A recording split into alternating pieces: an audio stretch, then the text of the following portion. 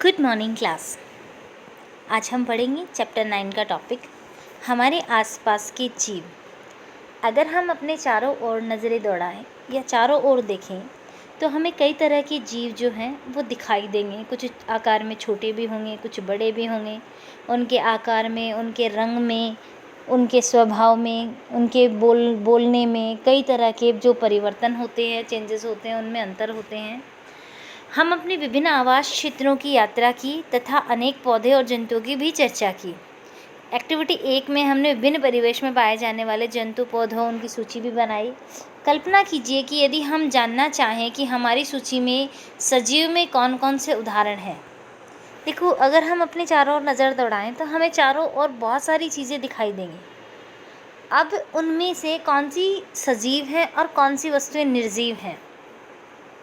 One में पाई जाने वाली वस्तुओं के विषय में सोचें। वृक्ष, आरोही लता, विसर्पी लता, छोटे बड़े जंतु, पक्षी, सांप, कीट, चट्टान, पत्थर, मिट्टी, जल, वायु, सूखी पत्तियां, मृत जंतु, छत्रक एवं काई वन में पाई जाने वाली विभिन्न वस्तुओं के कुछ उदाहरण हैं। इनमें से कौन सजीव है? अपने चारों ओर पाई जाने वाली विभिन्न वस्तुओं के विषय में सोचिए। उन्हें निर्जीव एवं सजीव में बांटें। कुछ प्रकरणों में हमारे लिए यह आसान होता है। उदाहरण के लिए हमारे घर की कुर्सी अथवा मेज जैसी वस्तुएं सजीव नहीं हैं। पहली एडवर्ड लियर द्वारा रचित कंप्लीट नॉनसेंस का यह छंद पढ़ रही है। देखो, जो एडवर्ड लियर हैं उनके द्वारा लिखी गई जो है कंप्लीट नॉनसेंस है, उसके एक छंद को, एक छोटे से भाग को पढ़ रही है।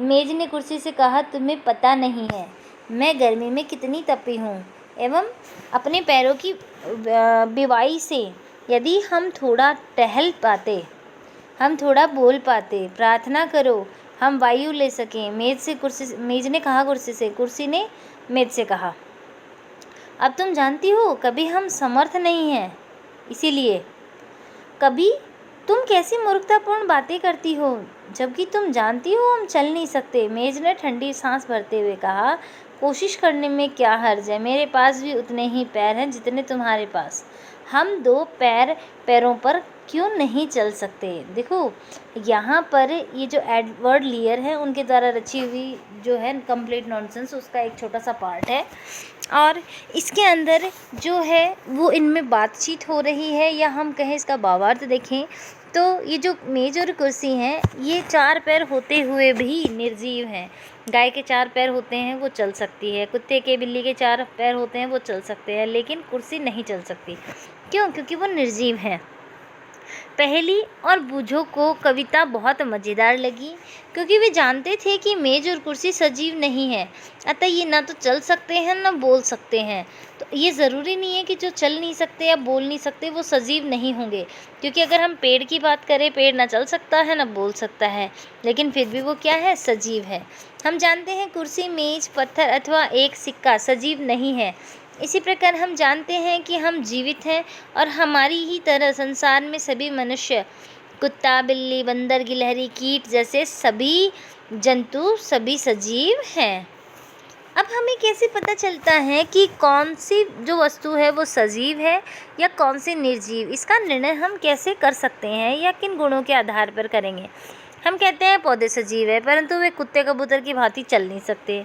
दूसरी ओर एक कार या बस चल सकती है, फिर भी वो निर्जीव है। पौधे और जंतु समय के साथ बढ़ते हैं, परंतु कई बार ऐसा भी प्रतीक होता है जैसे कि आकाश में बादल अपने आकार में बढ़ते हैं। तो बादल का आकार बढ़ता है तो क्या वो सजीव है? नहीं, बादल सजीव नहीं है। नहीं तो आखिरकार हम सजीव और निर्जीव में किस तरह से अंतर करें?